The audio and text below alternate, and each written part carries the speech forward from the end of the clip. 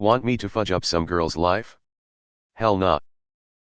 Old story, but in 2007 I was involved in a traffic accident on the I-95 I-695 ramp in Baltimore. Traffic went from the speed limit, 55 miles per hour, to a dead stop around the curve of the exit in a space of 500 feet. And it had just started raining. I and my Honda Accord managed to stop literal inches from the person in front of me's bumper. I had enough time to have half a sigh of relief before I was rear-ended so hard that the can of tea in my waist-level console cup holder wound up splattered all over the windshield. I get out of the car and the person who hit me is literally crying blood.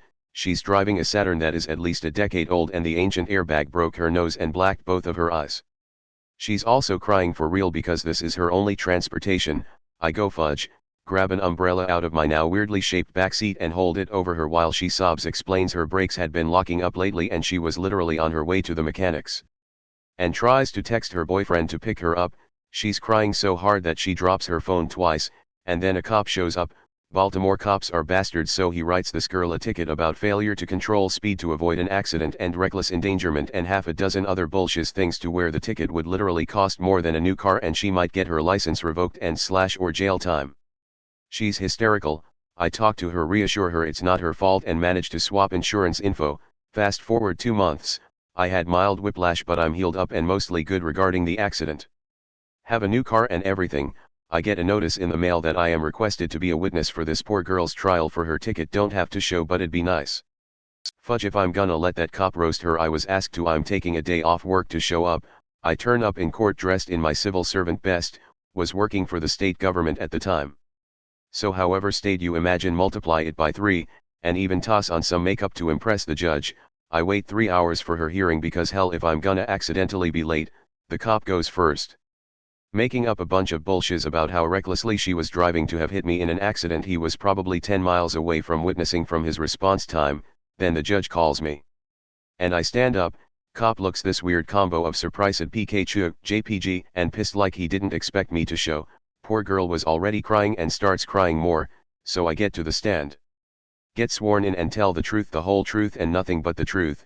So I say that we were going exactly the speed limit. I know because I checked my speedometer in surprise that there wasn't more traffic. That she was following a proper distance behind me because I'd checked my rear view mirror and she was a ways off. That it had just started raining after a dry week so the road was greasy as fudge, and I knew that because I'd almost slid into the car in front of me. Only saved by my car's ABS. That her wheels had locked because I'd heard the screech and seen the skid marks, and that she definitely wasn't at fault because she was on her way to get her car's old butt ABS fixed. And I mentioned that the cop didn't show up until 20 minutes later.